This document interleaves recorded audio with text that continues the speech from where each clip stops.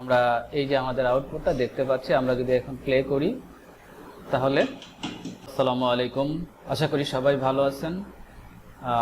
Web design and ডেভেলপমেন্টের ধারাবাহিক টিউটোরিয়ালের আজকে নবম পর্বে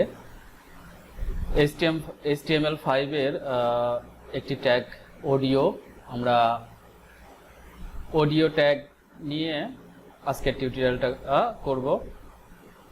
আশা করি সবাই এনজয় করবেন। তো চলুন শুরু করি। প্রথমে আমরা বেসিক যে HTML এর ফরম্যাটটা এটা রেডি করে নিয়ে আমরা অডিও ট্যাগটা লিখব।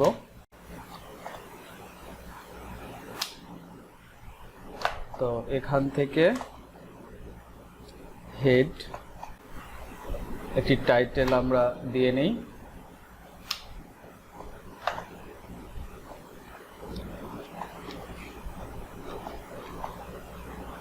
Title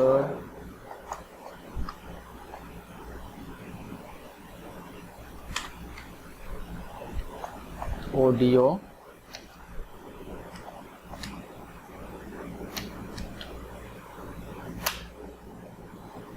tag, very simple. তো আমরা যদি এটা আউটপুট দেখতে চাই, চলুন ব্রাউজারে গিয়ে রিলোড দেই। তো আমরা ব্রাউজারে যতটুকু লিখেছি অডিও ট্যাগ আউটপুট এটা শো করছে। তো এখন অডিও ট্যাগটা লিখতে হয় জাস্ট অডিও ট্যাগটা অডিও ট্যাগ হিসেবেই লিখতে হয়। তো এটা মধ্যে দিতে হয় হচ্ছে সোর্স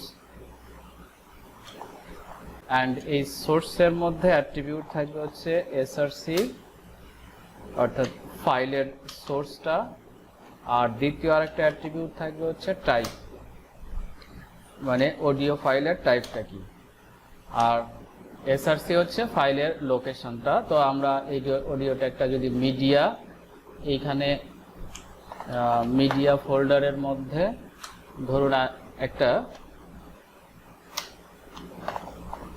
মিডিয়া, এই ফোল্ডারের মধ্যে একটা mp3 অডিও আছে। আমরা যদি a.mp3 এই অডিওটাকে আমরা দেখতে চাই এবং এখানে যদি অডিও টাইপ দিয়ে দেই, টাইপ অডিও mp3, তাহলে এবার রিলোড দিলে দেখব যে আমাদের আউটপুটটা শো করে না।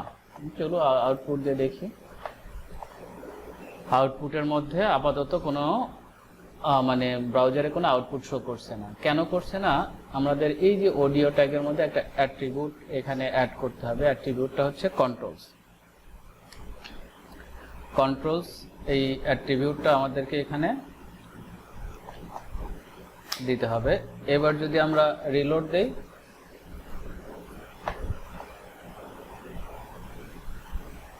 তাহলে আমাদের যে আউটপুট, আমরা এই যে আমাদের আউটপুটটা দেখতে পাচ্ছি, আমরা যদি এখন প্লে করি তাহলে আমাদের অডিওটা প্লে করছে, আউটপুট শো করছে।